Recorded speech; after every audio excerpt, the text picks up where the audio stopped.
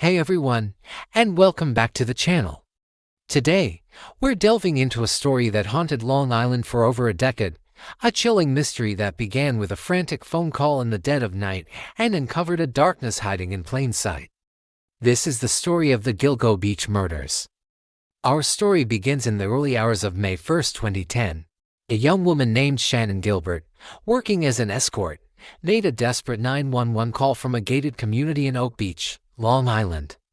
In the recording, she sounds terrified, telling the operator, "They're trying to kill me." She ran from the client's house, knocking on doors for help, but then she vanished into the marshy darkness. The call lasted over 20 minutes, but by the time police arrived, Shannan was gone. For months, the search for Shannan Gilbert yielded nothing. Her family was relentless, pushing the Suffolk County Police Department to keep looking. In December of that same year, a police officer and his canine partner were conducting a training exercise along Ocean Parkway, a remote stretch of road bordering Gilgo Beach, not far from where Shannan was last seen. The dog, a cadaver dog, indicated something in the dense, thorny brush. It wasn't Shannan. It was the skeletal remains of a woman, wrapped in burlap. Just 2 days later, the search intensified. And what they found was horrifying. 3 more sets of human remains were discovered nearby, all within a quarter-mile of the first. The victims were later identified as Melissa Barthelemy, Megan Waterman, and Amber Lynn Costello.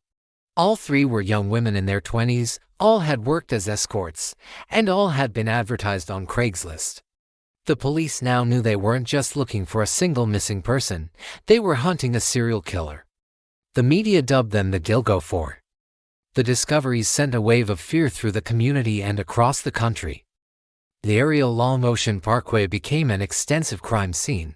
The killer, it seemed, was using the remote, overgrown stretch of beach as a dumping ground.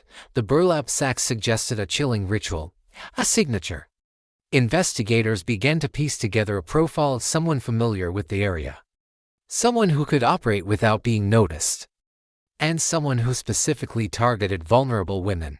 As spring of 2011 arrived, the search resumed with renewed urgency, and the nightmare only deepened in late March and early April. Police found more remains scattered along the same desolate parkway. These included the partial remains of Jessica Taylor, whose torso had been found years earlier in another part of Long Island. They also found the skull of another unidentified woman, the toddler daughter of a victim known as Peaches, whose own torso was found in 1997, and the remains of an unidentified Asian male.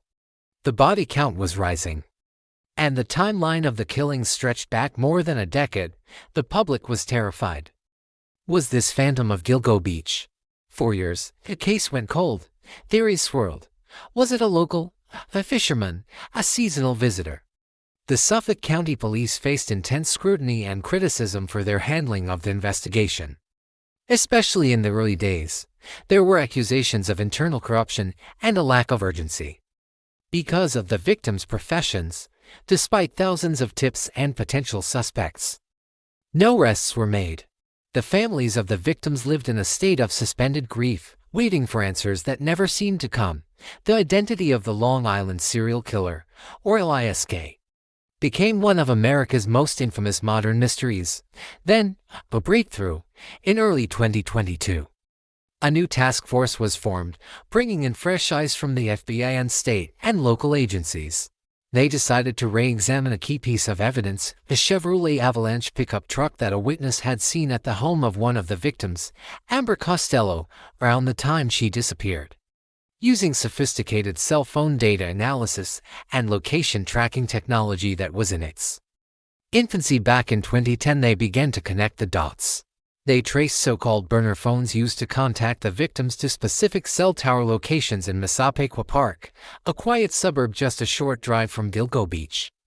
Those pings led them to one man, Rex Waterman, a 59-year-old architect who lived in the area his entire life and worked in Manhattan. Waterman fit the profile in unsettling ways. He was a big, imposing figure, and he owned a first-generation Chevy Avalanche. The investigation honed in on him.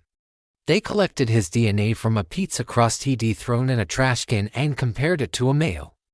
Hair found on the burlap wrapping one of the victims, Megan Waterman. It was a match.